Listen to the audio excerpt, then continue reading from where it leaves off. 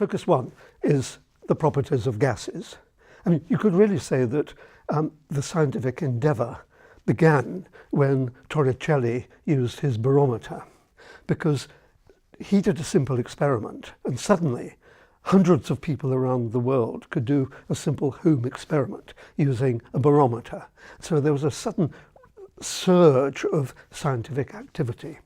And that is captured really in the description of the properties of gases. As you all know, the topic one begins with the perfect gas, because in those early days people did such crude experiments that all they could do was to really get the essence of gassiness out of the experiments that they were doing. And along came Boyle, along came Charles, and along came all the other people who contributed. And so we established the earliest laws of physical chemistry. And indeed, those are laws that pervade the whole of the subject, even in modern day applications of physical chemistry. So it's an easy starting point. Topic two does what the early experimenters could not possibly do, but which you have to do, which is to explore the molecular contributions and the molecular foundations of the gas laws. So, what's the basis of Boyle's law? What's the basis of Charles's law? What's the basis of Avogadro's principle, and so on? And so one of the most remarkable models of a gas emerged really during the 19th century, when people developed the kinetic theory of gases. And it's really very comforting, I think, for people to know that so much can be learnt from total ignorance. The kinetic theory of gases is really built on not knowing anything at all, not knowing how a particular molecule is behaving, not knowing anything really, except that you are dealing with a whole box full of molecules, and you don't need to use knowledge of individual molecular behavior in order to arrive at conclusions. So what this particular topic does is to develop the kinetic theory, which says we don't know anything, but what can we deduce from our ignorance? And of course, out of it comes Boyle's law, because it examines the net force exerted on the walls of the container in terms of the chaotic motion of the molecules inside.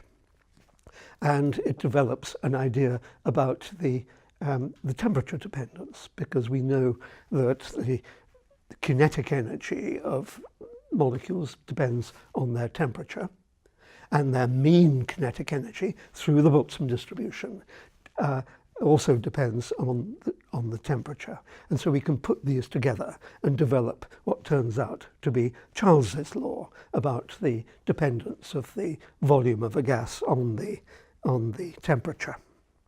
So we discover really an example of something that pervades the whole of physical chemistry, which is the ability to build models from your insight into the behavior of molecules.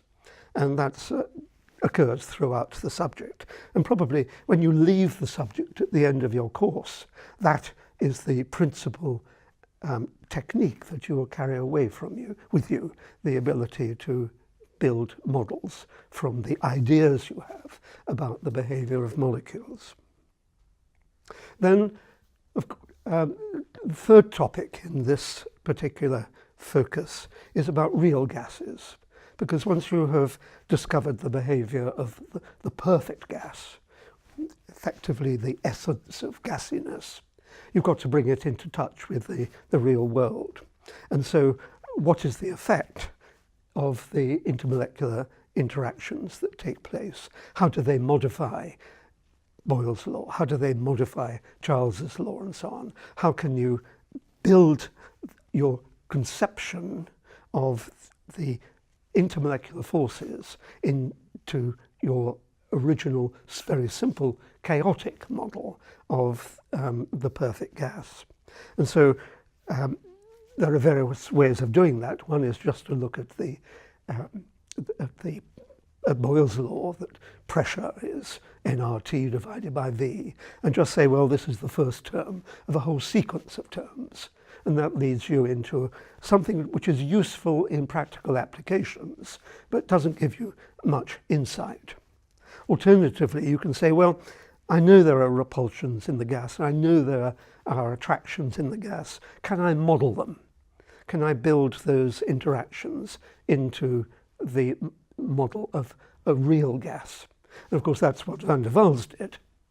And what we do in this particular topic is to build the van der Waals equation, which is very useful for exploring the consequences of there being attractions and repulsions. I mean, if you're working in industry and so on, and you want to model a real gas, then you have to do it in a more sophisticated way. But the van der Waals equation gives you, once again, that word insight into the way that the properties of a sample of a real gas depend upon the attractions and the repulsions between molecules.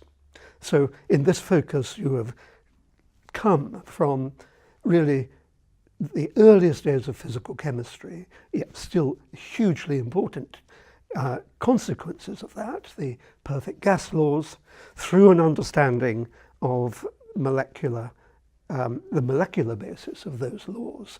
And then you have refined the model and have brought in intermolecular forces and are beginning to see how those influence a real gas.